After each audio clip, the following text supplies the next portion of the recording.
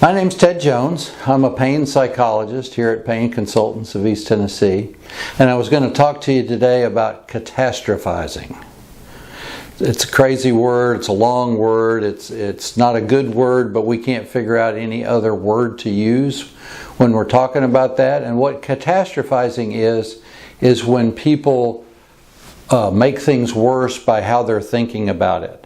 The best example, I think, is if you're in an airplane with somebody and the airplane hits some turbulence and it starts bumping a little bit.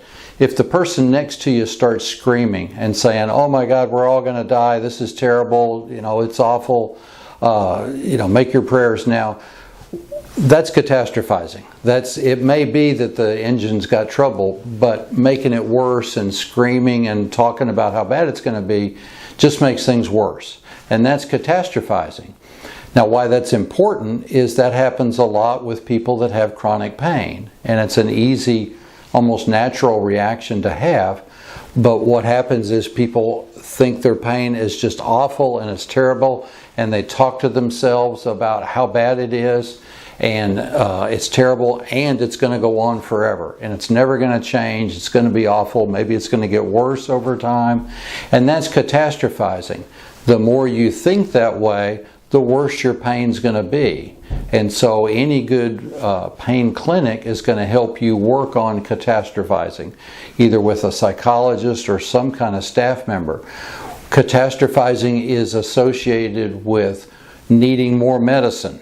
It's associated with poor outcomes in surgery. You're more likely to develop chronic pain after a surgery if you're having catastrophizing, if you're a catastrophizer. Medicines don't work as well. Injections don't work as well if you're a catastrophizer. So it's a real important part of pain psychology, and it's important for helpers to help a patient with chronic pain to work on their catastrophizing. It's easy to get there, and it's easy to do. It's almost a natural person reaction. But we need to help with that because that makes pain worse. It opens the sensory gates and makes the sensation of pain a lot more intense, and it ramps up all the negative feelings that somebody might have. And so you're worried more, and you're depressed more, and you're stressed more, and you're angry, and that all adds to the pain. People talk about if you have pain, you have a campfire, and what catastrophizing does is throws gasoline on the fire. So suddenly you have this huge blaze.